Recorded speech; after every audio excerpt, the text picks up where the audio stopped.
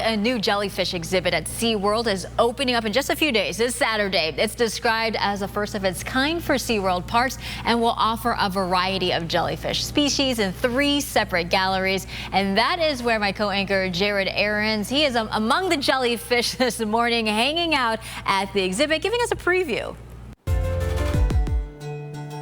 Good morning, Melissa. We've been through a couple of the rooms already. This is the 3rd and final stop of the realm of jellyfish, and it is fully immersive. Projector screens above you, all around you, and about a dozen tanks of jellyfish to look into and explore. And I'm joined right now by Hannah Simons, one of the aquarium specialists here. These are your babies, Hannah, aren't they? They very much are, yes. Tell us about what it takes to keep jellyfish happy and healthy, because this isn't just put some jellyfish in some tanks with some water. This is a really intricate process. Yes, even though jellyfish don't have a face or a brain or a heart, they're actually really difficult to keep thriving because they are all water. They're 100% almost made of water.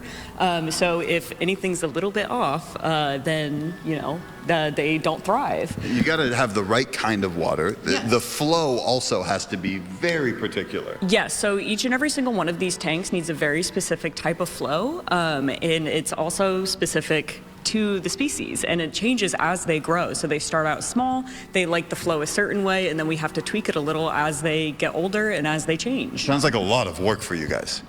Yes, we have a pretty large team. We have about 10 members on the team, and it's just constantly checking in, checking the jellies, doing some tweaks, checking the jellies, doing some tweaks. Tell us about these. These are Pacific sea nettle jellyfish. Yes, so these are Pacific sea nettles, and they're actually babies, believe it or not. They are going to get quite a bit larger. They're probably going to quadruple in size. So their bells can get up to 15 inches across. So they will be very, very large. That's why they're in this gigantic tank. And that's kind of one of the cool things about this exhibit is you can come back month after month, and it will look different as these jellyfish grow.